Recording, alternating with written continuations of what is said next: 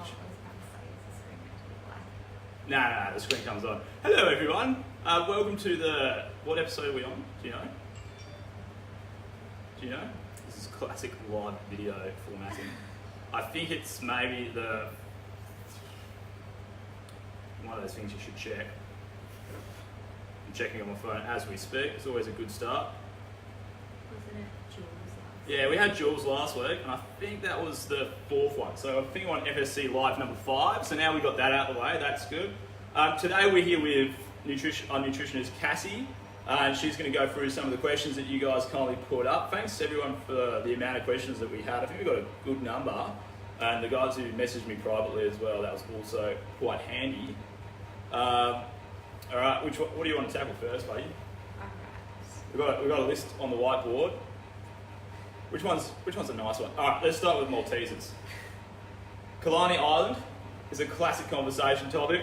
Killarney Island, ask Killarney if he has any questions for Cass, as he's a young athlete and should be, invested in his nutrition and getting better. His question was, are Maltesers good? Well, it's 80% good food, 20% soul food, Yeah. as people call it. So if you want to have Maltesers as your treat, then, or as part of your 20%, then go for it. At the end of the day, if you cut out everything that you don't like, what you're supposed to not have, you end up binging on it anyway. That's it. So Yeah. So, Kalani, not endorsing you eating multiple amounts of Maltesers, but have a few every now and again. That is fine. Okay. Let's move on to there's a couple on this board that gets me kind of a little bit, riled up, and one of them is from Julian. Are carbs evil? This age-old thing that has spiked up, and I will admit I did buy into it for a bit. I did the old keto diet. I was fully invested in it. Blah blah blah. Then I didn't do it because I couldn't stay on the bandwagon for that long. And now carbs are great. But yeah, what's your take on the whole anti-carb world that we are currently living in? So there's a reason for the dietary guidelines for Australia, for Canada, for America. There's a reason that cereals and grains are included as a massive important part as a food group in the diet. Yeah. So also carbs are our immediate fuel Yeah, source. it's your primary source of energy, isn't it? It And it's is. your easiest, most accessible source of energy as well. So Yes, and it's what your brain primarily uses yeah. for function. Your muscles, it's easier for them. They use carbs as well, but they can also delve into other substrates when available. But the brain, it relies heavily on carbohydrates. So no wonder you feel like shit when you cut them out and your body starts to freak out. And what happens is, so people when they go on very low carb diets, this is including fruits, yogurts, dairy, because yes, those are actually carbs as well. Yeah, I think another thing, a big thing with the keto diet is something that I didn't realise how much, with the ketogenic diet, you are allowed a minimal amount of carbohydrates.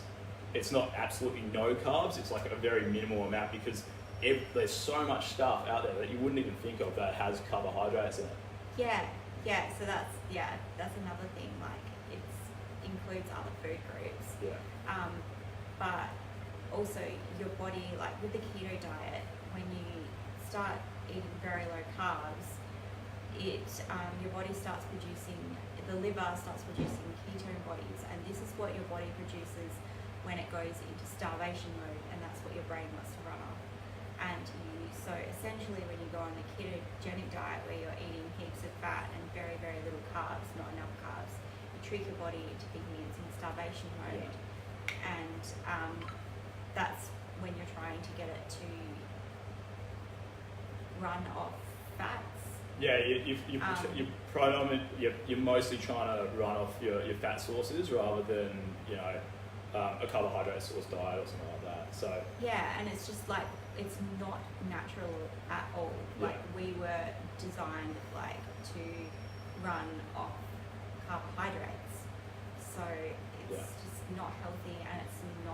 sustainable. I mean, it does work.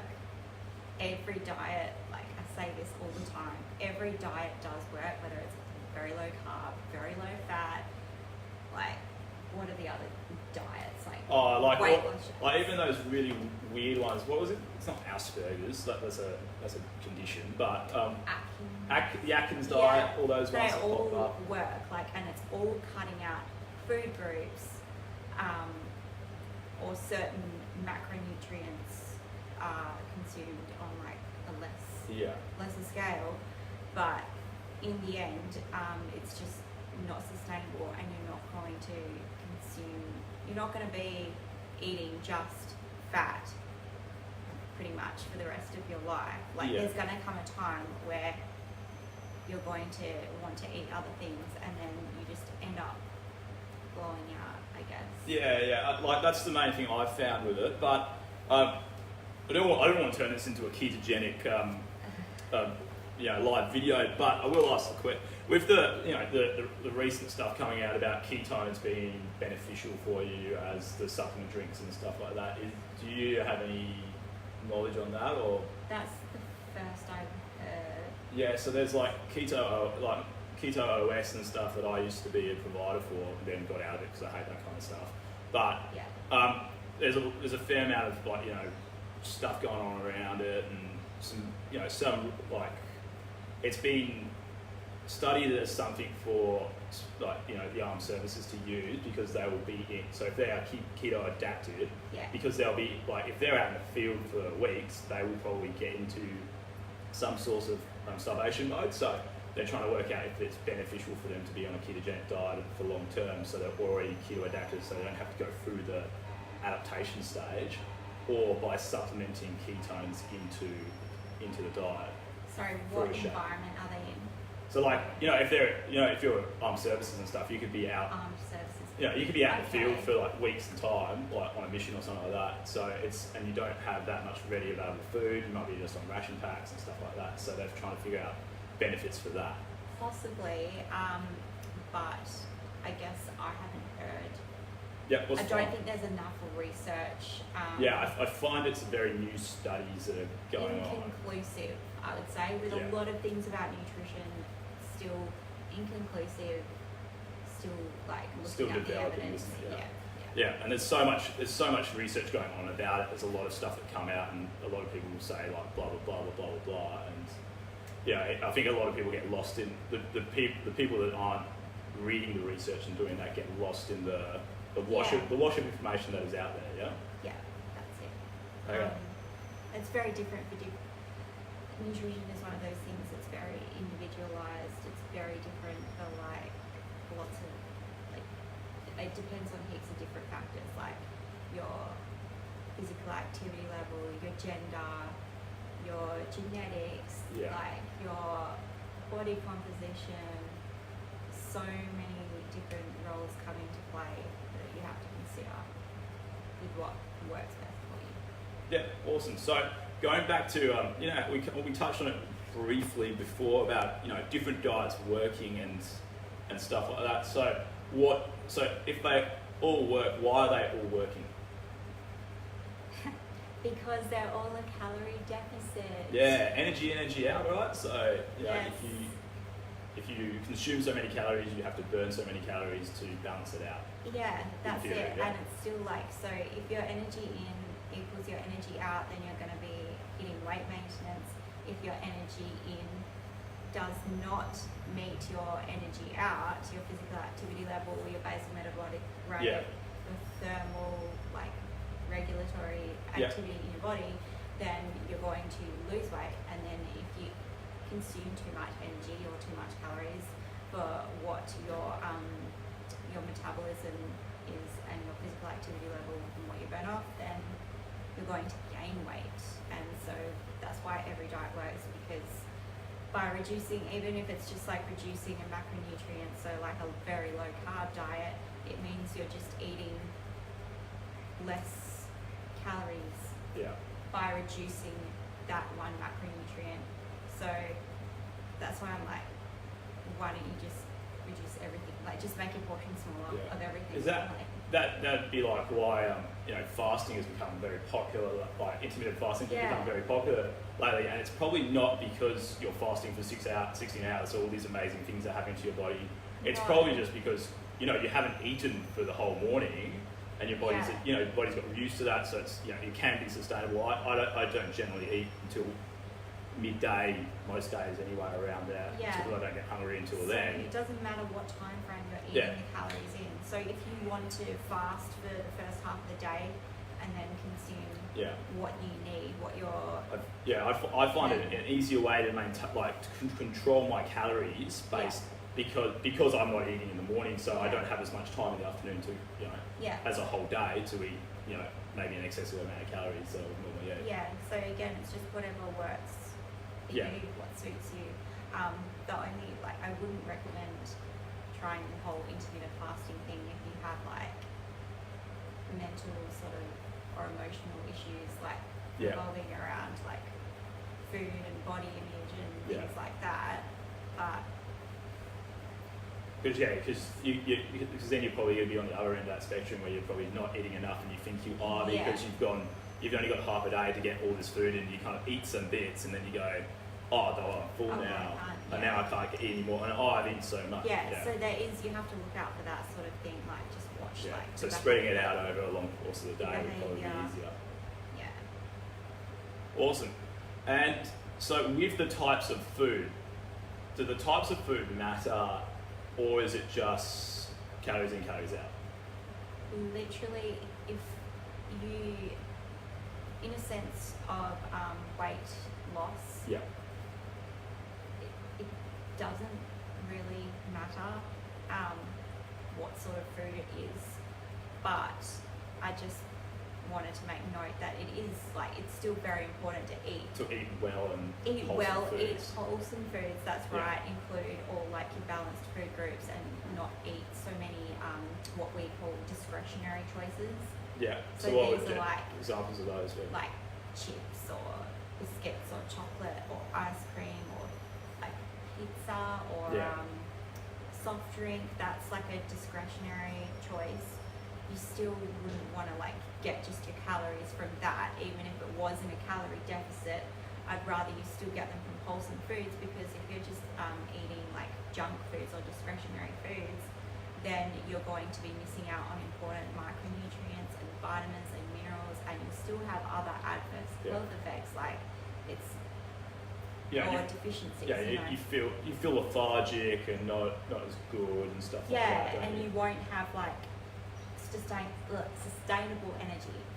And I also find that they're very easy to snack those. And you won't feel full. You don't feel full, so you keep eating it, and you can you're not normally going to eat a large grain waves, but I could easily smash a large packet of grain waves, and then I'll be hungry half an hour later, because it's so tasty, you're nibbling away at them, but and you go now I'm full, but half an hour later I'm just because they are high GI and they lack in dietary fibre, which you would get dietary fibre and low GI foods from all of your good foods, your fruit and your vegetables and your whole grains and all that.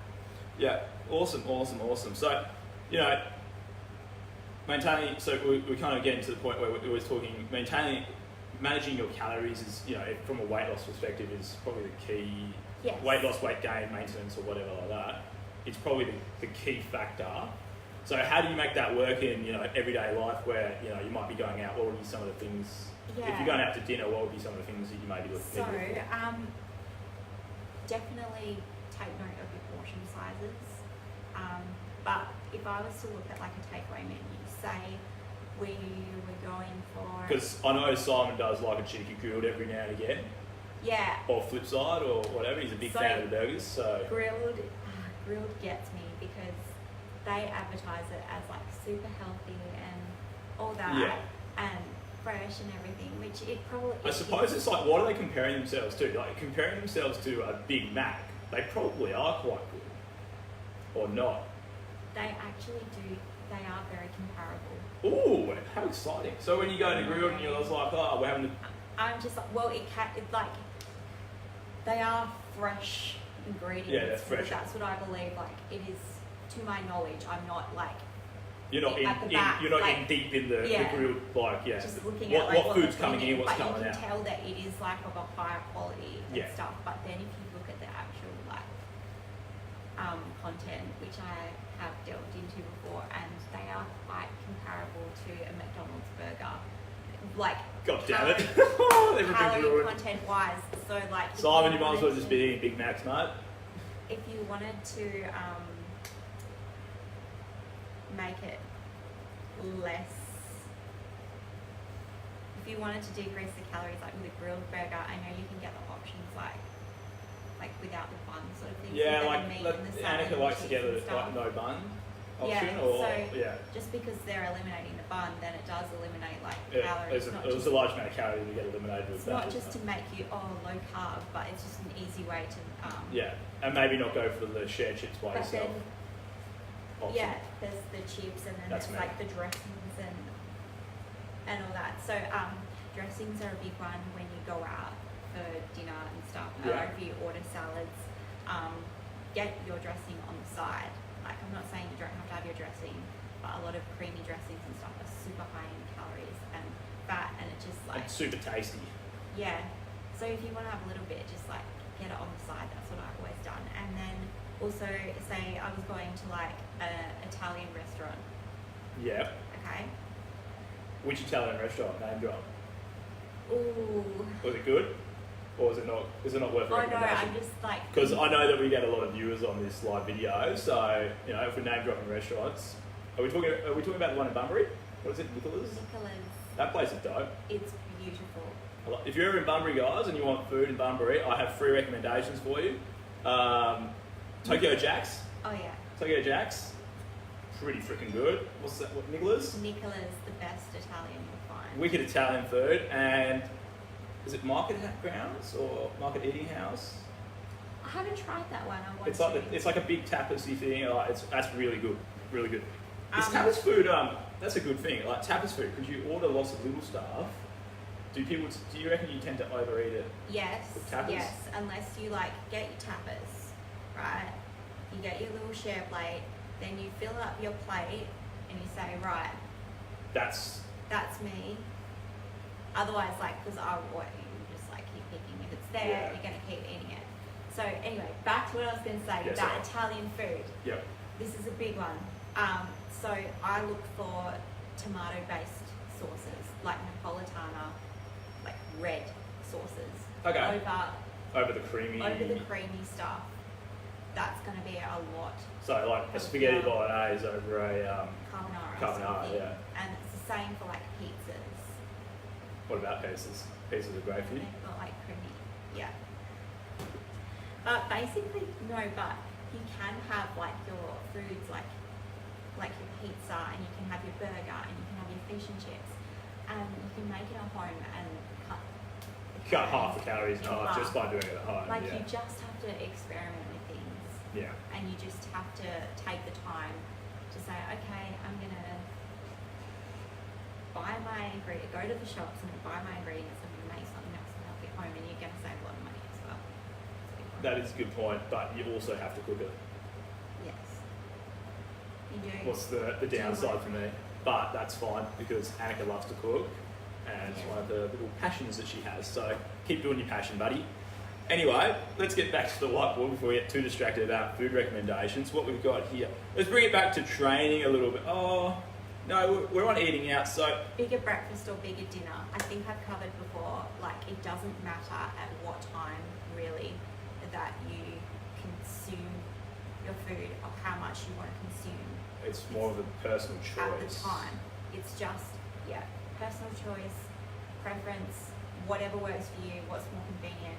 It's not going to affect your weight or like how much muscle you build or Yeah. anything like that if you eat a bigger breakfast and a smaller dinner or the other way around. It's just So is calorie timing then by that kind of thought process? You know how like you spoke like when I was swimming especially, used to say you've got to eat within 30 minutes, otherwise you're not going to recover well.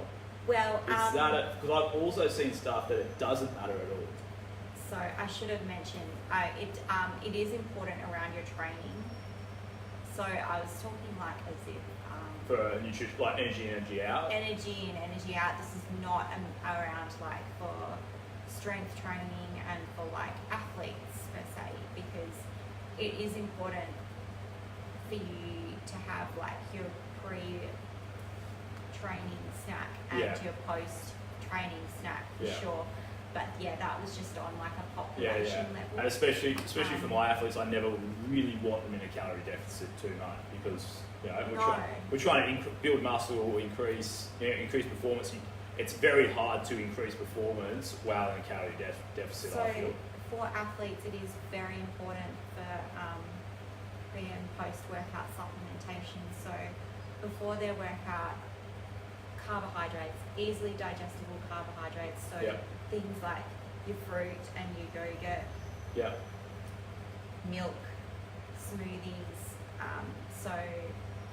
So it's not going to sit on their belly, but it is going to give them energy straight away to fuel their workout for their best performance. And then afterwards, again, you probably want, you still want some carbohydrates in there, but definitely lots of protein post-workout too. Awesome. Good. So, as we're on a bit of a training roll here, like, what about training days versus non-training days? What recommendations would you have? Like, do you increase your protein? Do you decrease your protein? Do you, like, obviously if you're training, your calorie expenditure is up, so you probably need to eat a little bit more. Keep your protein up, keep it the same, but I would just increase your carbs a bit more on training days and have a little bit less. So give yourself a bit more ready fuel to go get the workout and recover from the workout. Yeah, so you don't need as many carbs on your non-training days, because the carbs, they won't be used as much as what you put them to use on your training days.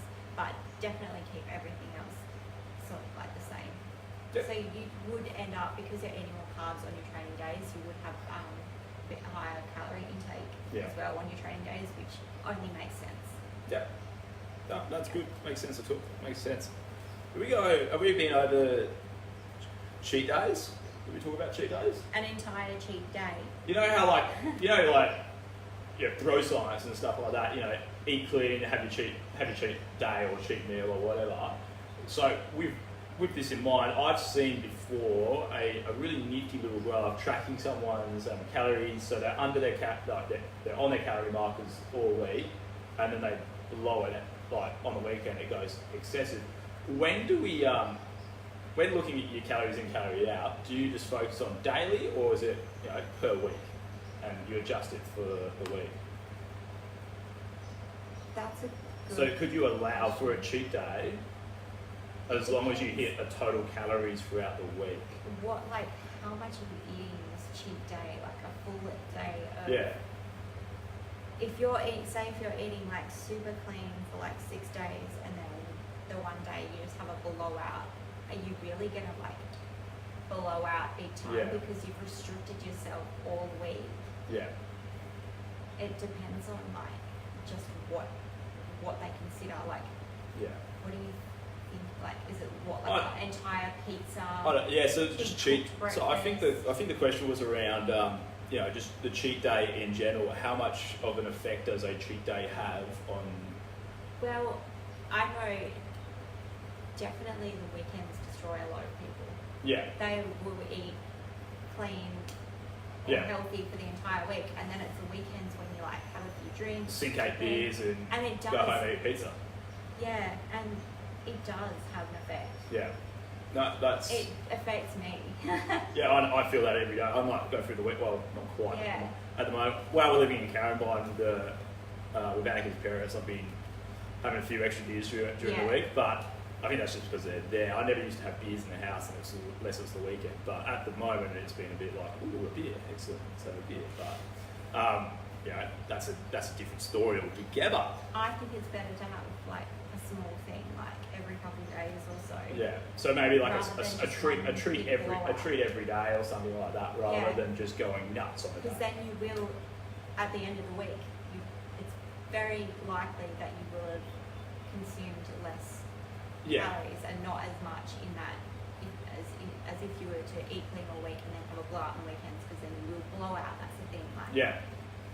Cool. I don't really think that's my personal. Yeah, I'm also a big believer that you've got to build a routine, and if you're building a routine around one day being an absolute, a shit show, realistically, like, is that really a routine, or is that just like you've built this really good habit throughout the week, then you get to Saturday and you blow it, and then Sunday you're hungover, so you don't feel like prepping your meals right.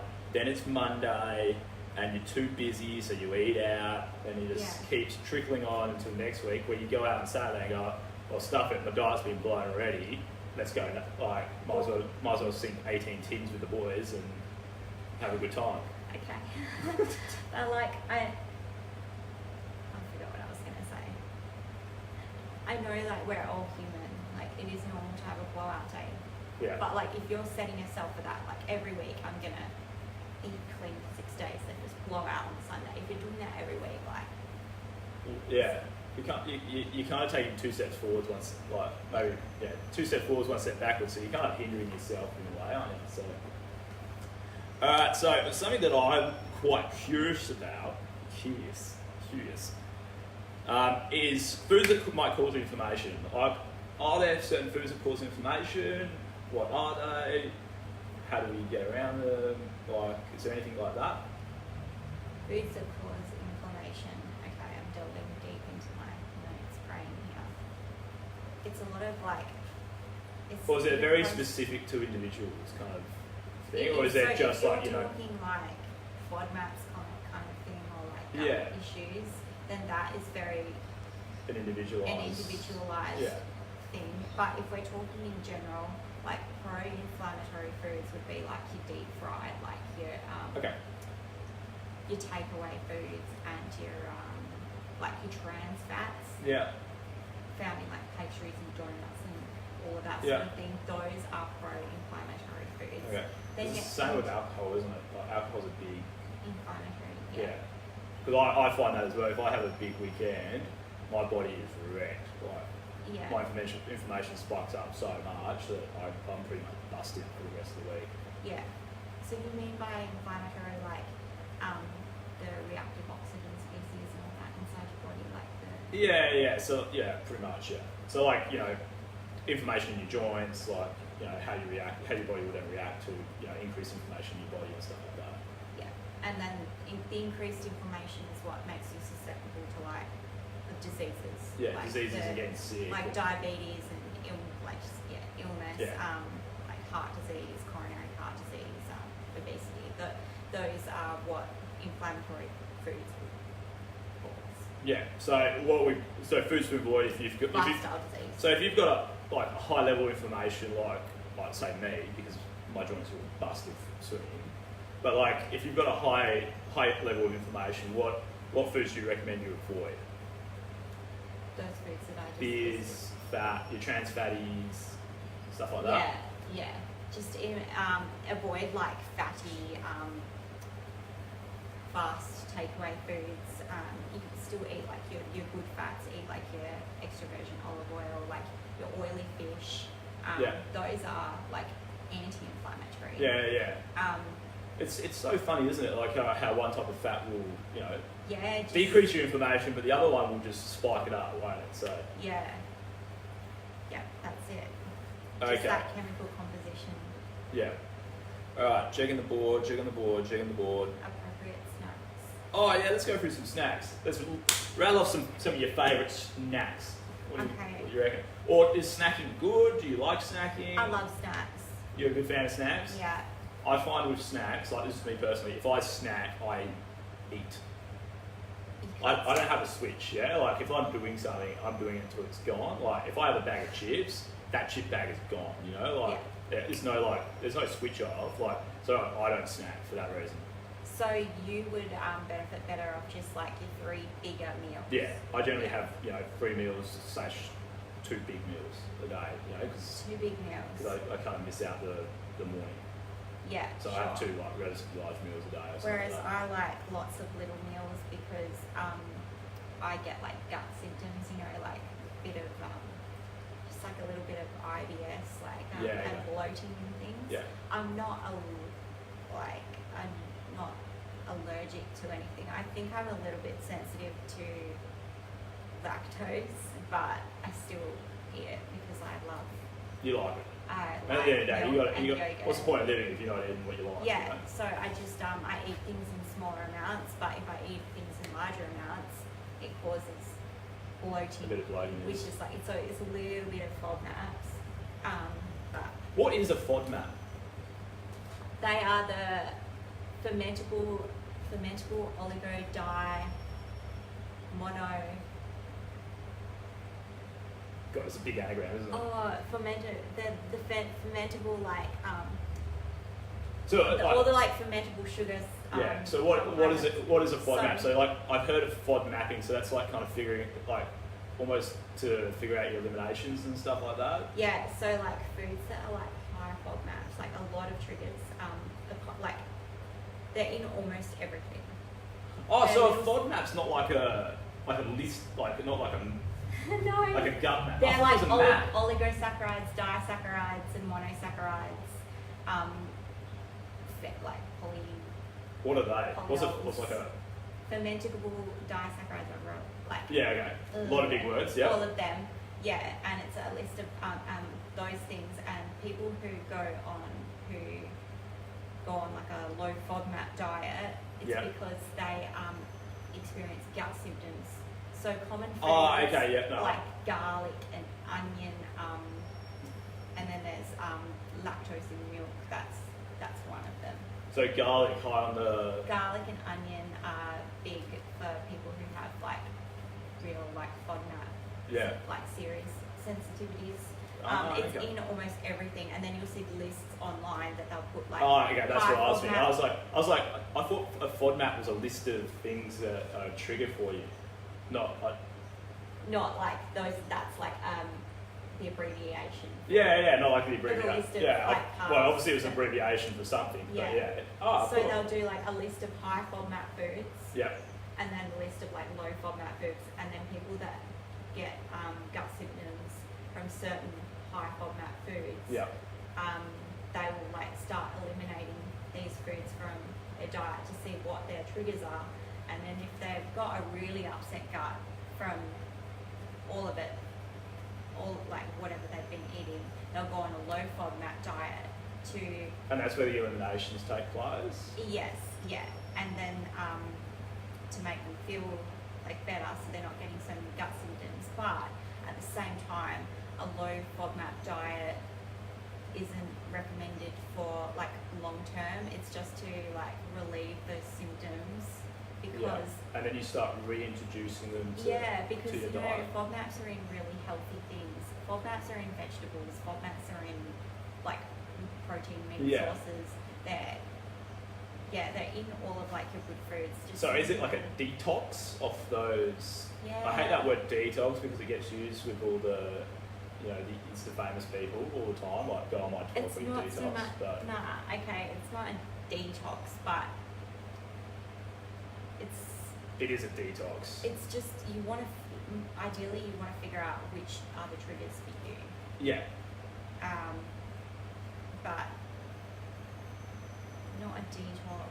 How else would I describe it? It's just that word detox. You know how it's always on social media? Like, Yeah. try my 28-day juice detox diet, where they just give you a bottle of juice to drink every day, and you end up becoming a stick. Yeah, I'm not even going to talk about detox. Okay, we're not going there It's today. stupid. You know what? And it's just literally just saying hi. Like I drink juice all day, just like watch Yeah. it. Like, well, in reality, I'm actually on the toilet shitting all day, and then I'm going to put all this weight back on in a week's time. Hi. It literally is. All those polar cleanse teas. Guys, I've got my diarrhea drink today. Yeah, because literally a colon cleanse is, unless you're actually going to go get a natural colon Yeah. cleanse, what pretty much is just creating yourself to have diarrhea. You're creating a diarrhea response. And you're literally just you're losing water weight when Yeah. you do lose it. Yeah, and everyone looks shredded and stuff because they've lost all their water weight. And Because you're dehydrated. and you go like, if you drink 2 litres of water again, you won't look like that. Yeah, exactly. And water's got 0 calories in it. Water's 0 calories, isn't it? Yes. Just check. I didn't want to sound stupid, but yeah, water's got 0 calories in it, so you didn't obviously eat that much. So anyway, what were we talking about? We just keep getting We're talking about FODMAPs. That's the thing with nutrition, you just like branch off into all these different. Yeah, weird subplots and stuff like that, isn't it? Yes. So we're talking about FODMAPs, going back to that. So it's a detox, but not a colon cleansing detox. No, it's like eliminate. It's just you want to figure out what your gut is sensitive to. Yeah. So IBS, like irritable bowel syndrome. So Yeah. people who have certain trigger foods that are high in FODMAPs, they could experience like gas, bloating, like wind, diarrhea, constipation. Yeah. All those real cool stuff that we all like to talk about. Nice things. Yeah. Yeah.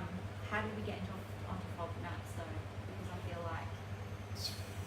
I feel like it was I was important. leading up to something important. I'm trying to figure out what it was. Was it snacks? It might have been snacks. I think we're talking about snacks and now Oh we're no. on FODMAPs. So like I was talking about lots of little small meals. Oh yeah, that's correct. Yeah, and then we talked about like bloating and stuff like that, and then went on to FODMAPs. I asked what your So I would recommend like smaller meals and snacking more for people who would like experience like IBS or gut symptoms like I do, because a lot of things, certain foods like certain fruits and vegetables are, say if you have 1 cup of them, then they're high in FODMAPs, but if you were to reduce it to half a cup, then it becomes like it's very low. So like when you eat it, your body doesn't have a massive you reaction. won't have a reaction. Yeah. So you've got to like control like portions, just not for like anything to do with weight or anything. Just to make how you feel. Yeah, you know, all those people that lose a sense of liking food because they eat something and it makes them feel terrible. I feel so much better for me eating like lots of like smaller meals, not like one big meal. But snacks, I love like things like homemade protein balls or homemade like oat, like I make like little oats, just like rolled oats and mashed banana and eggs and stuff, not with like added sugar. I like making lots of like homemade snacks, but then for people who aren't really cooking or anything, my favourite yogurt, all of the dietitians and nutritionists love this YoPro high protein yogurt with no added artificial sugar, brilliant stuff. Chobani Fit. Yeah, they came and dropped off some yogurt for us. So regular Chobani. Yeah, that's the one where you do like the flip thing over. Yeah, they're so tasty, right? They dropped off. So these guys randomly turned up and just dropped off like 5 pallets of like yogurt, and we're like, "Oh, do you want some yogurt?" I was like, "Yeah, they've sure." actually come to Bunnings and done that. Yeah, they just drive around and drop them off at businesses and go like, "Hey, just give them to your people." I was like, so I didn't actually give any out. I think I just ate them. Slash me and Simon just kind of hoarded them in the office until we got sick of yogurt and gave them to the people. So regular Chobani does kind of have, it's pretty high in sugar and stuff. But when you can tell when you're eating it as well, because when you flip that stuff into it, you eat there's all that tasty, crunchy stuff. You can almost taste like the sugar crystals on it, and you're like, "Oh, this is so good, so bad." When you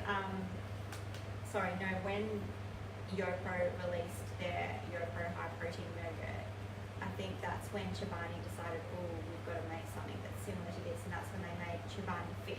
Yeah. And Chobani Fit is good because that's their line of yogurt that doesn't have artificial like added sweet, like added sugar. Yeah, well, still really tasty. And is high protein, and it is really tasty. But aside from those 2 yogurts, just like your natural Greek yogurt, Natural Greeks, reduced fat Greek yogurt if you're being like strict. But Greek yogurt is.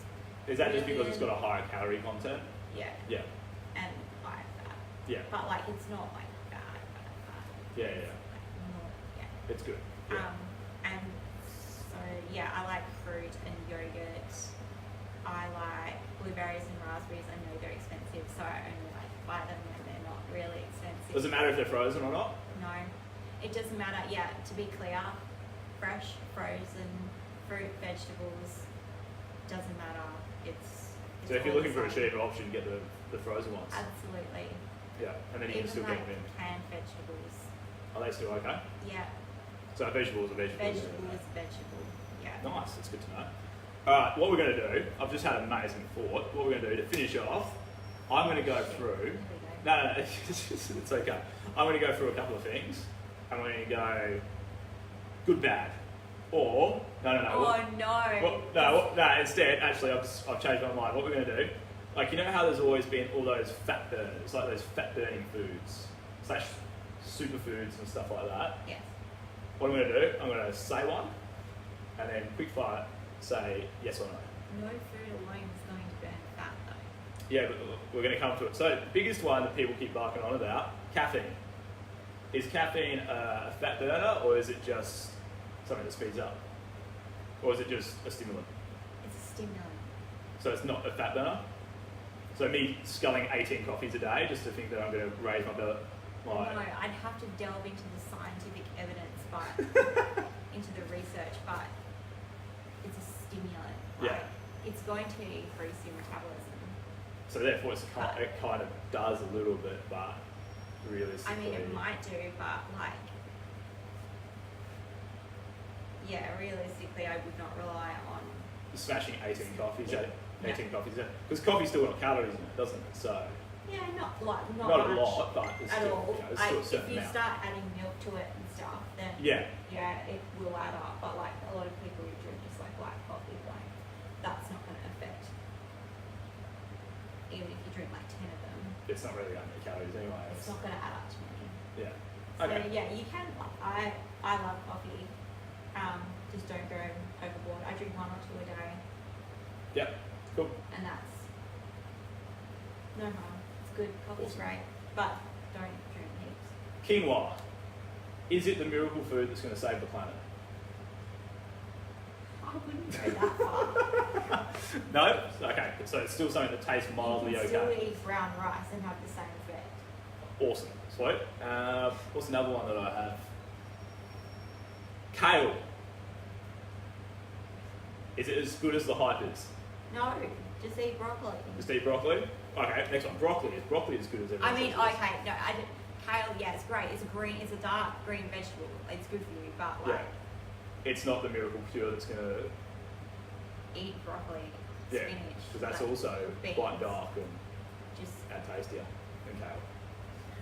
yeah. No, kale, no. And celery juice while I'm at it, no. Celery juice? Yeah, there's heaps of people just Oh, because like eating you shit. eat a bit of celery and it takes more to digest it than it is the calorie content. Is that true? Oh, I've heard that one. Yeah. Is that a thing? No, There you go. it's still got calories. Yeah. But It's is very the low. It's how much pretty it much takes to water. digest it Yeah, higher than actually. the celery? Because that was something that came up ages ago. Just eat a load of celery because the calories in some celery is less than what it will take for your digestive system to get rid of it. Yeah, okay, so just to explain, like, it does, that's the thermic effect of food is what Ryan is describing. So I knew that. to digest food, your body is using energy Yeah. to digest it. Yeah. So you're burning calories by digesting your food that you've eaten. Yeah. So that's what, so if you eat celery, which is really low in calories, then he's proposing that, That's a fly. It's alright, it's been buzzing around for a while. he's proposing that the calories or the energy taken to burn or to digest that celery Yeah. is higher Is higher than Than the the the calorie calorie content of the celery. itself, yeah. I'll look into that. Yeah, it's a real weird like thing. It isn't is. Like it makes you think. I though. kind of do. I like. It's not one of those things where I'd be out like right. No, like because celery is very low calories. Yeah. It's like cucumber. Like it's just like super. So cucumber as high well, in mate. water. They really need to come up with a list of water veggies that are lower in calories than it takes to digest, and then prescribe that to everyone. Make You'll millions. never get a true Make millions value. on a pyramid scheme. I don't know how. Like Let's sell out on a pyramid scheme based on just like celery Oh and my other God. water-based vegetables, and just say like, this is we started a brand new business here. Someone's going to steal this. You know, like it's probably already happening. We just need to get onto it. A new fat loss supplement that is just like a pill comprised of just like celery stuff, and just flog it to the masses. It's like Annika. This is off topic, not nutrition at all, but Annika showed me the other day a pyramid scheme where they're saying they're giving you stem cells through a pill. No way. Yeah, think how bad that is. How are people falling for that? Well, because no one knows what. No, most people don't even understand what a stem cell is. But anyway, back to our original thing. Energy drinks, good or bad? Will they kill you, or will they not kill you? Because this is a big one. This is in the news all the time. And If someone... are they going to explode my heart if I drink 4 of them? Probably not you, but for some certain individuals, it may. Yeah. Like, if people have like an underlying heart condition or a weak heart, Yeah. like they don't know about when I say underlying heart condition, something like or something like that. It is true, people do die from. Yeah, it happens. It's actually quite regular that it happens as well. Yeah. It's not like an off case, like one person died from it all of a sudden. So, yeah, just because they are so high in stimulants, some people can't handle it. But aside from that, they are a sugar sweetened beverage that is not necessary for our diet. It's not a necessary component. Yeah. We don't need it to survive. Yeah. You could drink a coffee and get the same aspect. Ooh, but they are a lot stronger in stimulants and caffeine than coffee. Yep. That's true. But they're also a lot higher in sugar. And is it a higher stimulant based on the fact that there's more sugar? Or no, I think they do. Or does it have more stimulants in it? It does have more stimulants in it. Okay. As well as like you need a can.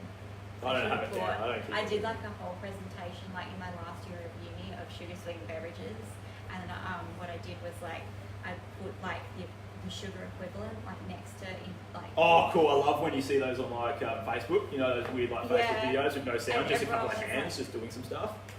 Everyone loved it. They went crazy for it, and were really shocked. The energy drinks were worse, literally, than like Coke and. Well, maybe we could do something like that in the future. Whenever we get that, we'll do a live video and you can just present that or something like that. It's fun. All right, I think that is every question that we had, plus a bit of nuggety gold. I really enjoyed that. It was really good. Have you got anything to add? Any top tips or anything like that for the day? Ooh. Before I go on a bit of an announcement spree. Top tips for the day. Because it is a good day today. Today is a very good day. Stay hydrated. It's been freaking hot and so humid. Oh, now I've got another question. Hydration. Does it affect how much weight you lose? Your hydration level? That's another one where I'd have to look at the research. So like, it's one of those things that you hear it all the time. Like, okay, this is what I'm getting at. It was advertised a lot when I was doing when I was on the keto diet, and in those like echo chambers that the keto diet gives you. By the way, I'm not bagging it out at all, the keto diet. I actually found it really good. I just couldn't sustain it, so I'm not on it anymore. But I felt okay on it, I guess. I think I felt alright, but it wasn't for me. What was I talking about? Oh, fat cells. So they were talking about how fat cells, for you to lose a fat cell, it is water going into the fat, and then it expands the fat cell, and the fat cell then pops. The membrane of the cell pops. That's how they kind of describe the process of fat loss.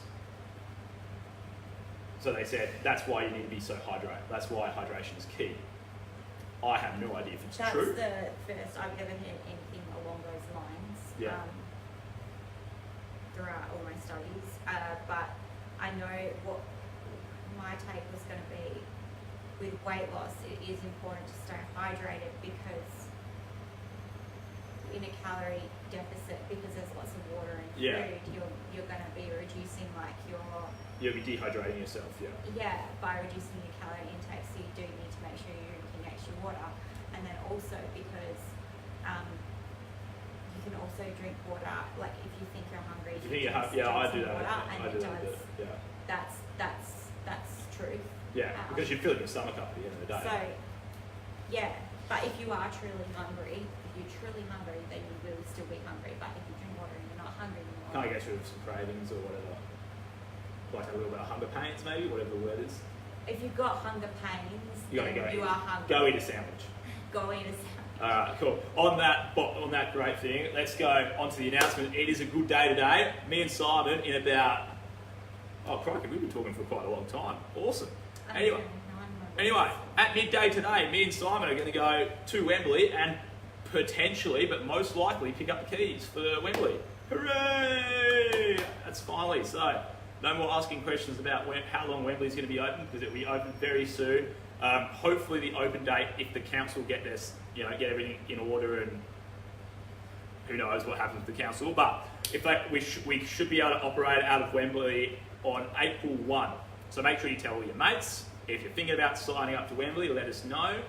Anyone looking to do transfers or anything like that, now is the time to kind of get on board and let us know about those kind of things. We probably have a very good idea on who you are anyway, but that's what we're looking for.